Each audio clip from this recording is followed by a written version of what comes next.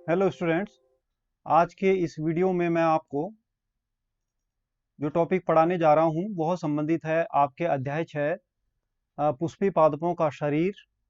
और यह भाग 2 में आपको आज पढ़ाने जा रहा हूँ।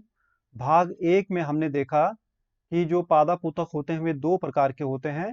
पहला ऊतक मेरिस्टेम ऊतक कहलाता है और दूसरे प्रकार का ऊतक स्थायी ऊतक कहलाता है। इससे पहले के भाग 1 में हम मेरिस्टेम ऊतक या विविजूतक ऊतक के विषय में पढ़ चुके हैं। आज हम भाग 2 में जो दूसरे प्रकार का पादप ऊतक है यानी स्थायी ऊतक उसके विषय में जानकारी प्राप्त करेंगे। चलिए आगे बढ़ते हैं। स्थायी ऊतक या परमानेंट टिश्यू। स्थायी ऊतक मेरिस्टेम ऊतक द्वारा उत्पन्न होते हैं एवं फिर विभाजित नहीं होते हैं। वह स्थायी रूप से विद्यमान रहकर पौधों का शरीर बनाने का कार्य करते हैं। तो इन ऊतकों को स्थायी ऊतक इसलिए कहते हैं कि एक बार यह जब मेरिस्टेम ऊतक के द्वारा बन जाते हैं तो उसके बाद ये फिर परमानेंटली यानी स्थायी रूप से पौधे में विद्यमान रहते हैं और पौधे के शरीर या मुख्य भागों को बनाने का कार्य करते हैं। इसलिए इनको हम स्थायी ऊतक या परमानेंट टिश्यू भी कहते हैं। अब ये जो स्थायी ऊतक है, ये स्थायी ऊतक दो प्रकार के होते हैं। पहले प्रकार के स्थायी ऊतक कहलाते हैं सरल ऊतक या सिंपल टिश्यू, और दूसरे प्रकार के स्थायी ऊतक कहलाते हैं जटिल ऊतक या कॉम्प्लेक्स टिश्यू। अब किस आधार पर हम इनको सरल ऊतक और जटिल ऊतक कहते हैं, यह परीक्षा की दृष्टि से भी महत्वपूर्ण है। बच्चों, सरल प्रकार का जो स्थायी ऊतक होता है वह एक ही प्रकार की कोशिकाओं से बना होता है, यानी सिंगल टाइप ऑफ सेल्स। एक ही प्रकार की कोशिकाएं अगर मिलकर जिस ऊतक को बनाएंगी, जिस स्थायी ऊतक को बनाएंगी, उसको हम सरल ऊतक कहते हैं। जबकि जो जटिल ऊतक या जो कॉम्प्लेक्स टिश्यू होता है उसकी जो कोशिकाएं होती हैं वो एक से अधिक प्रकार की होती हैं। सामान्यतः यह 4 प्रकार की कोशिकाओं से मिलकर बनता है। तो इसकी जटिलता के कारण ही हम इसको जटिल ऊतक या कॉम्प्लेक्स टिश्यू कहते हैं।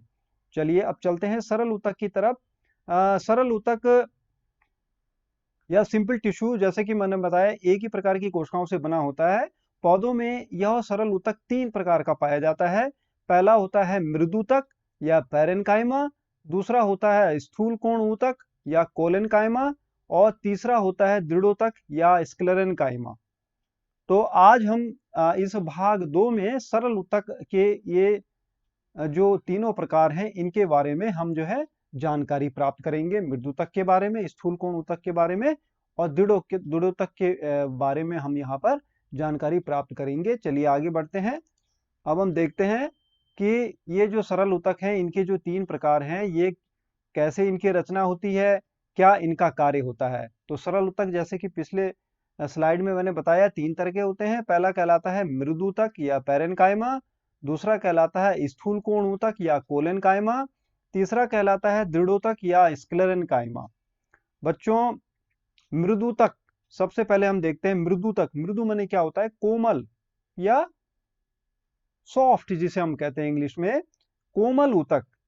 तो इसको हम कोमल क्यों कहते हैं, इसकी रचना से हम समझने का प्रयास करेंगे। इसकी रचना देखें, यह मृदुतक कैसे दिखाई देता है। इसकी जो कोशिकाएं होती हैं वे समव्यासी होती हैं, यानी उनका व्यास समान होता है। आकृति में वे गोलाकार हो सकती हैं या अंडाकार हो सकती हैं, और इन कोशिकाओं के बीच में गैप पाया जाता है। इसको हम कहते हैं अंतराकोशिकीय अवकाश, इंटरसेलुलर स्पेस। इसमें कोशिकाओं के बीच में ये गैप पाया जाता है। यहाँ पर आप ये अंडाकार कोशिकाएं बनी हुई देख रहे हैं ग्रीन कलर की, और इनके बीच में जो गैप दिखाई दे रहा है ये गैप दर्शाता है अंतराकोशिकीय अवकाश को। तो इस तरह से ये एक दूसरे से सटी रहती है, लेकिन बीच बीच में इनके गैप भी पाया जाता है, और ये सामान्यतः अंडाकार कोशिकाएं होती हैं। अगला इनका जो मुख्य विशेषता होती है रचना की दृष्टि से, वो यह है कि इनकी जो भित्ति होती है वो पतली होती है, इसीलिए इनको हम जो है मृदुतक भी कहते हैं। पतली भित्ति इनकी इसलिए होती है क्योंकि ये सेलुलोज की बनी होती है। सेलुलोज के अलावा और कोई हार्ड सब्सटेंस या कोई हार्ड या दृढ़ प्रकार का कोई अन्य पदार्थ इनकी भित्ति में नहीं पाया जाता है। इस वजह से इनकी जो भित्ति होती है वह मृदु या कोमल होती है। अब देखते हैं हम ये पौधों में कहाँ पाए जाते हैं, इनका स्थान देखते हैं। बच्चों, ये मुख्यतः अधिकतर भाग बनाती हैं जड़, तना व पत्ती का।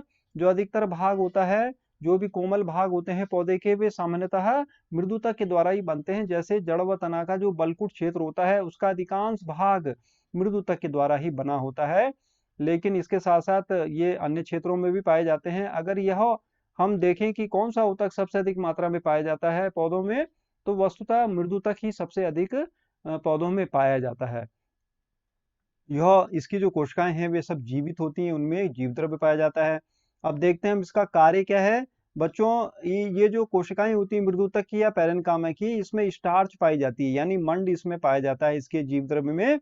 इस तरह से ये भोजन संचय का कार्य करती है। जैसे कि आपने जो है आलू खाया, तो आलू के अंदर जो भोजन है वो स्टार्च के रूप में संचित है और उसके अंदर जो है ये पैरेन्काइमा की कोशिकाएं पाई जाती हैं। इसी तरह से पत्ती में ये जो कोशिकाएं हैं ये मॉडिफाई होकर इनके अंदर जो है प्रकाश संश्लेषण की क्षमता भी होती है, क्योंकि इनके अंदर क्लोरोप्लास्ट भी कभी-कभी पाया जाता है अगर ये पत्ती में पाई गई तो।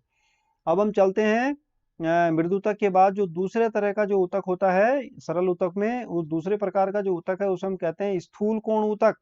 स्थूल कोण ऊतक या इंग्लिश में कहते हैं कोलेनकाइमा। अब बच्चों इसका शाब्दिक अर्थ अगर हम देखें, स्थूल माने होता है मोटा, बड़ा, तो कोण यानी कोना। तो इसके शाब्दिक अर्थ से ही हम थोड़ा सा अंदाजा लगा सकते हैं कि यह कैसा ऊतक होगा। स्थूल यानी मोटा, कोणा, कोण यानी कोना, यानी जिनके ऐसे ऊतक जिनके कोने मोटे होते हैं उनको हम कोलेनकाइमा या स्थूल कोण ऊतक कहते हैं। चलिए रचना इनकी देखते हैं। इसमें लिखा है मूल रूप से यह मृदुतक के समान होता है, परंतु भित्ति के कोनों पर पैक्टिन व लिग्निन के जमाव के कारण कोनों पर भित्ति भित्ति मोटी हो जाती है। तो यहाँ पर जो अंतर आ जाता है, यहाँ पर अंतर ये आ जाता है कि यहाँ पर जो आप चित्र देख रहे हैं ये कोशिकाएं बनी हैं स्थूलकोण ऊतक की, और जो ये काले काले बिंदु आपको दिखाई दे रहे हैं ये काले काले बिंदु इसके कोनों पर बने हैं, और ये बिंदु यहाँ पर मोटी भित्ति को दर्शाते हैं। और ये मोटी भित्ति यहाँ पर क्यों हो जाती है? ये मोटी भित्ति यहाँ पर हो जाती है कुछ विशेष प्रकार के हार्ड सब्सटेंस या मोटे पदार्थ हैं, उनके कारण यहाँ पर जो है ये मोटी भित्ति हो जाती है। वे पदार्थ कहलाते हैं पैक्टिन व लिग्निन। तो पैक्टिन व लिग्निन के जमाव के कारण यहाँ पर ये ब्लैक डॉट्स आपको दिखाई दे रहे हैं, अर्थात ये मोटी भित्ति को दर्शा रहे हैं कोने में, और इस तरह से ये भिन्न हो जाते हैं मृदुतक से। तो अन्य जगह तो इनकी भित्ति पतली है हरे रंग की, लेकिन जहां जहां पर काली है वो वहां पर भित्ति इनकी मोटी हो गई है। और इसमें जो है ये परस्पर सटी हुई रहती हैं कोशिकाएं, इस वजह से इसमें अंतराकोश के अवकाश नहीं पाया जाता है। मोटी भित्ति होने के कारण इनके मध्य जो है गैप नहीं पाया जाता है। प्रायः इन कोशिकाओं में क्लोरोफिल भी पाया जाता है। और ये जो है अक्सर बाह्य त्वचा के नीचे ये स्थूल कोण ऊतक अक्सर जो है पाया जाता है। अगर हम कार्य देखें तो ये पौधों के कोमल भागों को यांत्रिक सहारा देने का कार्य करते हैं। अक्सर आपने देखा कि जब बहुत आंधी आती है तो पेड़ या पौधे या झाड़ियां जो है झूमते हुए नजर आते हैं। तो उस समय जो वो झूमते नजर आते हैं लेकिन टूटते नहीं हैं। तो उस समय जो उनको यांत्रिक सहारा प्रदान करता है वह ऊतक कहलाता है स्थूल कोण ऊतक या कोलेनकाइमा। कोलेनकाइमा जो है उनको लचीलापन प्रदान करता है और साथ ही यांत्रिक सहारा देने का कार्य भी करता है। यानी पौधे के लचीले भागों में जो यांत्रिक सहारा देने का कार्य करता है उस ऊतक का नाम है स्थूल कोण ऊतक या कोलेनकाइमा। तो आशा करता हूँ स्थूल कोण ऊतक आपको समझ में आ गया होगा। तो अब आप यहाँ पर जो है तुलनात्मक अध्ययन भी कर सकते हैं कि भाई किस तरह से पैरेन्काइमा और स्थूल कोण ऊतक एक दूसरे से अलग हैं। पहला तो अंतर ये हो गया कि स्थूल कोण ऊतक की जो भित्ति होती है वो कोनों में मोटी होती है, जबकि पैरेन्काइमा की भित्ति मृदुल होती है या सॉफ्ट होती है। कोलेनकाइमा में अंतराकोश के अवकाश नहीं पाया जाता है, पैरेन्काइमा में अंतराकोश के अवकाश पाया जाता है। तो इस तरह से ये एक दूसरे से भिन्न होते हैं। ये थोड़ा हार्ड टिश्यू होता है स्थूल कोण ऊतक। इसके बाद चलते हैं हम तीसरे प्रकार का जो ऊतक है जिसको हम कहते हैं दृढ़ोतक, और इंग्लिश में कहते हैं स्क्लेरेन्काइमा। दृढ़ोतक यानी दृढ़ ऊतक, दृढ़ माने हार्ड, बहुत सख्त प्रकार का जो ऊतक होता है उसको हम दृढ़ ऊतक कहते हैं। अब इसकी रचना देखें, यह रचना में से देखें, इसकी रचना जो है मृत कोशिकाओं से होती है। यानी जब ये कोशिकाएं विकसित हो जाती हैं तो इनके अंदर का जो जीवद्रव्य होता है वो सूख जाता है, इस वजह से ये कोशिकाएं मृत हो जाती हैं। उसमें केवल कोशिका भित्ति ही रह जाती है। रचना में ये लंबी होती हैं और संकरी हो सकती हैं, कभी कभी अंडाकार भी होती हैं। इनकी भित्ति में सेलुलोज के अलावा बहुत बड़ी मात्रा में लिग्निन पाया जाता है, और लिग्निन पदार्थ के जमाव के कारण इनकी भित्ति मोटी और हार्ड हो जाती है। और इस वजह से जितने भी पादप के रेशे होते हैं वे रेशे सभी दृढ़ ऊतक के बने होते हैं। चाहे वो रेशे जो है रस्सियों के रूप में या नारियल की जटा के रूप में आप देख रहे हो, तो जितने भी रेशे आप देखते हैं पादपों के वे सब दृढ़ोतक के बने होते हैं और वे सब मृत कोशिकाओं के बने होते हैं। अब दृढ़ोतक जो है रचना के आधार पे दो तरह के होते हैं। पहला होता है तंतु या फाइबर, और दूसरा होता है स्क्लेरिड। ये जो तंतु होते हैं या फाइबर होते हैं, ये दिखने में लंबे व नुकीले होते हैं। ये आप जो है ग्रीन कलर का ये डायग्राम देख रहे हैं, यहाँ पर ये लंबा जो ये नुकीला, नोकों पर नुकीला है, और लंबा जो चित्र आप देख रहे हैं ये तंतु का है।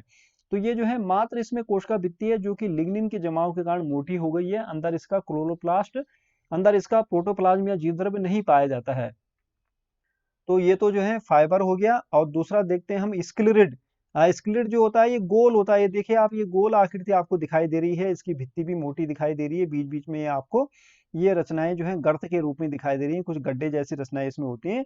तो अगर जो है तंतु के रूप में है तो उसे तंतु कहते हैं, अगर गोलाकार है तो उसे स्क्लेरिड दृढ़ोतक कहते हैं। ये गोलाकार या अंडाकार होता है स्क्लेरिड। अब स्क्लेरिड कहाँ पाया जाता है? स्क्लेरिड अक्सर जो है अमरूद, नाशपाती व दालों की भित्ति में पाया जाता है। आप अमरूद के कवरिंग को देखो, अब अमरूद की जो फल भित्ति होती है कितनी हार्ड होती है, वो स्क्लेरिड की वजह से होती है। नाशपाती की जो फल भित्ति होती है वो हार्ड होती है स्क्लेरिड की वजह से। दालों का जो बीज आवरण होता है वो भी हार्ड होता है स्क्लेरिड की वजह से। तो स्क्लेरिड तो अमरूदों में और नाशपाती जैसे फलों में, सेबों में भी पाया जाता है, अखरोट में भी पाया जाता है, और दालों के बीजावरण में पाया जाता है। तंतु पाए जाते हैं आपके विभिन्न प्रकार के पादप रेशे के रूप में, जैसे आप जो है तनों में भी पाए जाते हैं तंतु, और पत्तियों में जहां जहां रेशे पाए जाते हैं, जड़ों में जहां जहां रेशे पाए जाते हैं, वे सब जो है तंतु ही होते हैं। तो जैसे कि इनकी रचना है, तो कार्य क्या होता है जड़ोतक का? जड़ोतक का कार्य होता है पौधे को यांत्रिक सहारा प्रदान करना। जो पौधा जो है उसके अंदर जो मैकेनिकल स्ट्रेंथ आती है, जो उसको यांत्रिक जो सहारा मिलता है, वो जड़ोतक के द्वारा ही मिलता है। तो बच्चों, आज के इस लेसन में, आज के इस भाग 2 में हमने जाना कि सरल ऊतक क्या होता है, कितने प्रकार के होते हैं, उनकी रचना कैसे होती है, और उनका कार्य क्या होता है। तो अब आप इसको तुलनात्मक रूप से भी समझेंगे और तीनों की तुलना करेंगे। मृदुतक की स्थूल कोण ऊतक से तुलना करेंगे, स्थूल कोण ऊतक की दृढ़ोतक से तुलना करेंगे, दृढ़ोतक की मृदुतक से तुलना करेंगे, और आसानी से आप इस कार्य को कर सकते हैं। यह आपका गृह कार्य है। आशा करता हूं आपको यह वीडियो पसंद आया होगा, और आपके कई प्रकार के पादप सरल ऊतकों से संबंधित जो आपकी भ्रांतियां थी उनको दूर करने में मैं सफल हुआ हूँगा। धन्यवाद।